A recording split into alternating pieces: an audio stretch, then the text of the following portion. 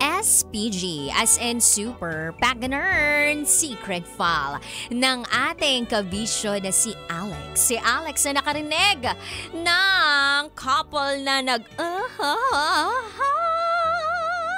sa gitna ng kalsada. I mean, hindi naman sa gitna ng kalsada literally, but sa may tricycle banda na lagi daw nakaparada doon tuwing oras ng gabi. At bakit siya napadaan doon?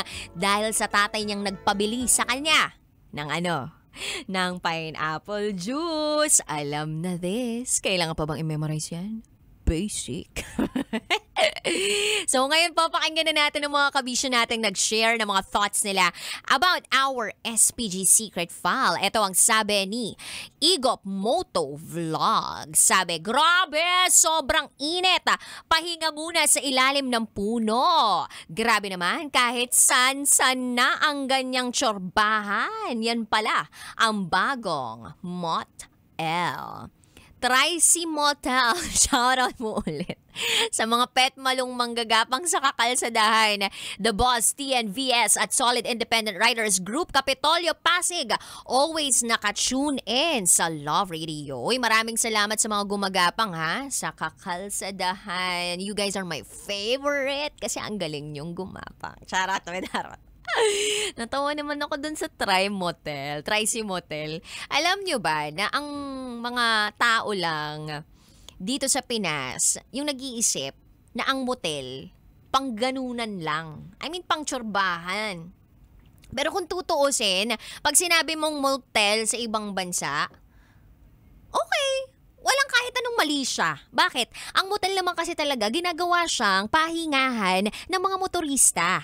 Kaya nga ang tawag sa kanya is motel, 'di ba? Motorist hotel. So meaning kapag malayo yung biyahe mo, doon ka magpapahinga. Eh ang ginagawa ng iba, nagpapahinga doon, kumakain doon, nakikipag-meeting doon, nagba-Bible study.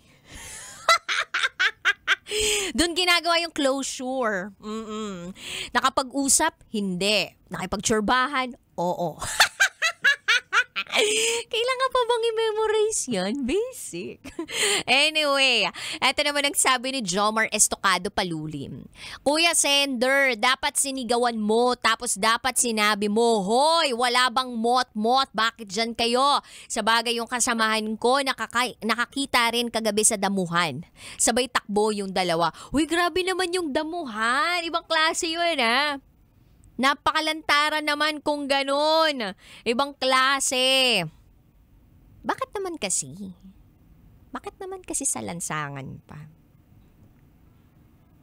Anyway, eto naman ang sabi ng ating kabisyo na napaka-eksperto pagdating sa larangang to. Brian Mariano, pakita mo kung sino ka. Take it away.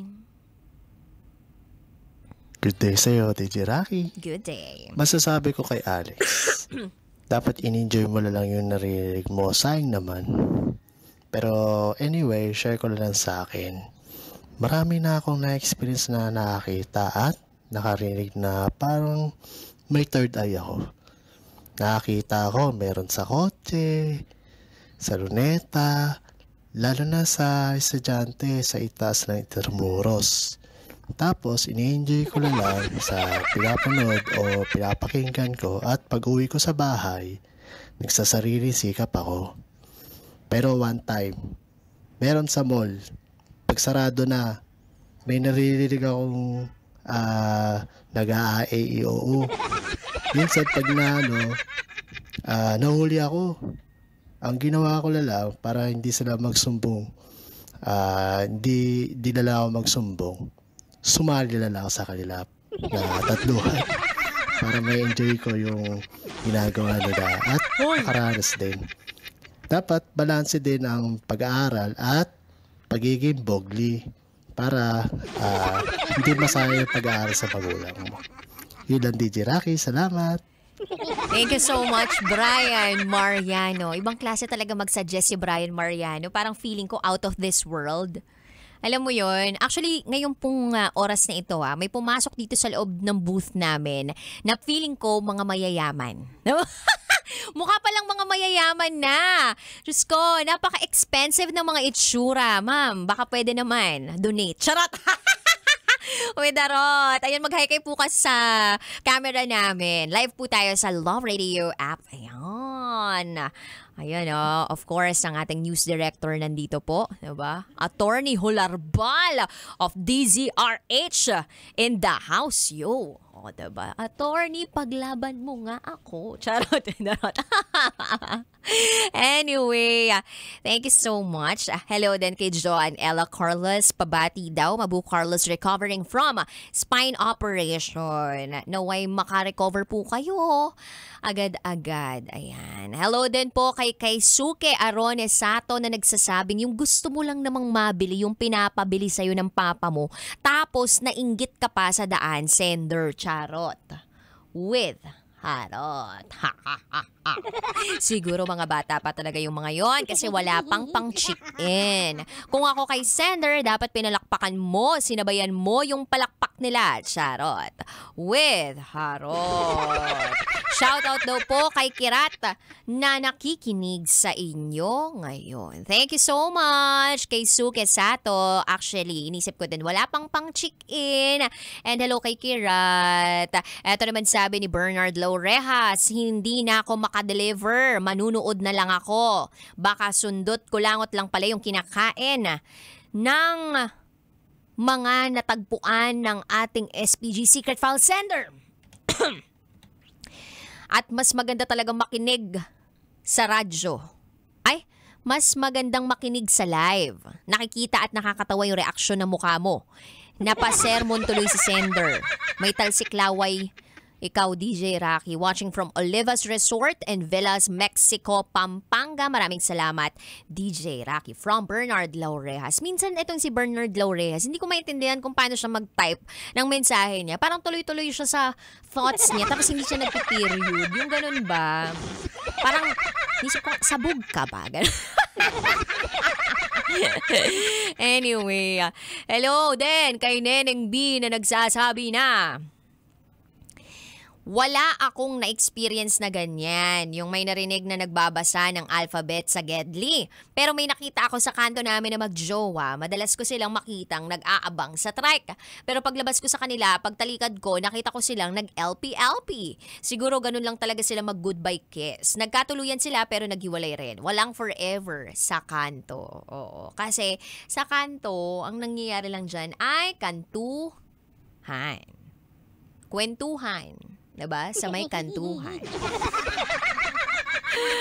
Ay! Hello din kay Charles Sancho. Sabi niya dito, shout out DJ Rocky. Nagkahulihan sa pag-vocalize ng vowels with matching ungol ni Jessa Mondragon. Charot with Harot.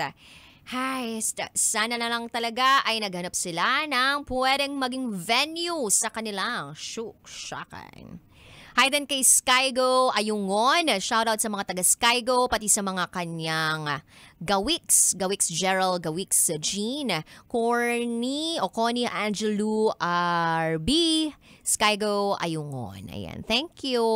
Ezekiel Bermudez, Philip Jessa, Fel, maraming salamat sa inyong panonood, pakikinig ng aking programa. Ang dami pang nag-comment sa ating SPG Secret File for this afternoon. Yung iba nag-share ng kanilang mga experiences. Yung isa pa nga nag-suggest pa ng pwede namang tatluhan. Pero syempre, dun tayo sa tamang gawin at mas safe gawin. At yun ay ang manatili sa loob ng bahay. Kasi pag sa labas, hindi naman masyadong delikado. Pero, mas safe sa loob. Sabi ng iba, DJ Rocky, hindi. Mas safe sa labas kaysa sa loob. Venue kasi yung pinag-uusapan natin. Mas safe sa loob ng bahay kaysa sa labas ng bahay. Hello? Diba? Ito lang yan eh. Kung mga estudyante pa lang kayo, mag-aral muna kayo. Hindi pwede na may ginagawa kayong kababalaghan tuwing this oras ng gabi, Para lang ma-achieve ninyo yung gusto nyong i-achieve sa part na yan. Or kung gagawin nyo man yan, dapat safe na safe. Bakit? Dahil, hello, sabi nga ni Nicole Ayala, kapag landi ang pinairal, sira ang pag-aaral. Yun lang. At para sa ating SPG Secret File sender na si Alex, I think next time magsuot ka ng vest. Yung parang vest namin sa Operation Tulong. Di ba yung blue na parang feeling mo tatakbo ng kandidato? Kasi pag ganun yung mga datingan mo, parang ka ng tanod. So parang hulihin mo sila, di ba? Parang disturbance sa city ordinance na may curfew o kaya naman disturbance dahil mayroong naririnig na noise, ganyan. Parang may noise complaint, ganun. Tapos singilin mo, di ba? Gawin mong ano yan? Negosyo. Wow! Magpalagay ka. Diba? Sabihin mo na, okay, safe kayo dito, basta babayaran niyo ako. Ganyan. Kahit 10-10 piso lang, diba? Parang, pag naipon yun, gabi-gabi, magkano na yun? Ay, nagbibiro lang ako. Baka sabihin nyo, dapat totohanin nyo ng SPG Secret File Sender natin. Hindi, syempre, joke lang yun. Siguro wag ka na lang lumabas sa mga ganun ding oras ng gabi. Unless gusto mong makanood ng live show. Nagtitipid ka, diba? Wala kang pang subscribe, diba? Sa OnlyFans o kaya naman sa Viva Max. Wala kang internet kung walang ganon. O, di, sige, laban mo na yan. Kailangan pa bang i-memorize yan? Basic, tatambay ka lang dun. Actually, meron pang isang tambayan na pwede talagang puntahan eh. Yung kung gusto mo ng mga live show, punta ka sa may bandang Luneta. One time napadaan ako dyan. Actually, hapon pa lang yun ha. Hindi pa lumulubog yung araw. Nagulat ako, parang may nakatent. Oo. Tapos umuwang bigla yung nakatakip na kumot kasi nga, ang hangin. Pero yung hangin, alam mo naman na maraming pollution dito sa Maynila. So, hindi siya yung safe na hangin, healthy hangin, ganun. Alam mo na may pollution. Pagkahangin ng ganun ng kumot to, kita ko talaga boom! 'Di ba? Labing-labing. Tapos mga bagets pa. At yun yung nakakalungkot. You know, parang kung po pwede lang naturuan lahat ng mga tao sa mundong ito, especially dito sa Pilipinas, ng awareness about these things, gagawin nating lahat. 'Di ba? Ang kakulangan talaga sa atin is yung literacy. Sex literacy, financial literacy. Ang dami. Konting-konti lang yung may alam na mga tao na walang pera tungkol sa ganung bagay. Kaya they end up being on the street. So yun yung nakakalungkot na parte ng Pilipinas, yung hindi alam ng tao yung repercussions o yung consequences ng mga ginagawa nilang aksyon. Well, desisyon nila yun, pero siguro kung mulat sila at hindi sila mangmang tungkol sa mga posibleng responsibilidad na kaakibat nito at kung gusto pa nilang gumanda ang kanilang buhay, I think may pag-asa. May pag-asa.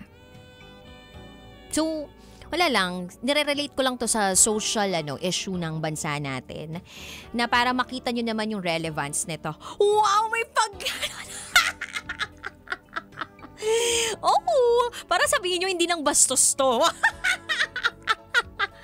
Makasabihin niyo si DJ Rocky puro bastos, kabastosan lang yung mga ine-ere niya. Pero sa totoo lang may lesson to. Oo, na pinipilit kong maintindihan ninyo. Diba? This is actually a social issue. Yung illiteracy ng bawat mamamayan dito sa mundong ito o sa Pilipinas about sex education. Yung ganun ba? So, yun lang. Sana maging aware tayo about it. Sana mas marami pang makaalam tungkol doon para mas maging responsable tayong lahat sa mga gagawin natin sa buhay.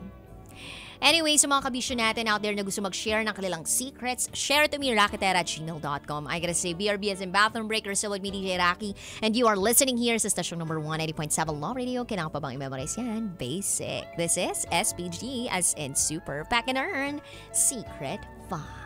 Kailangan pa bang i-memorize yan? Love Radio. Basic!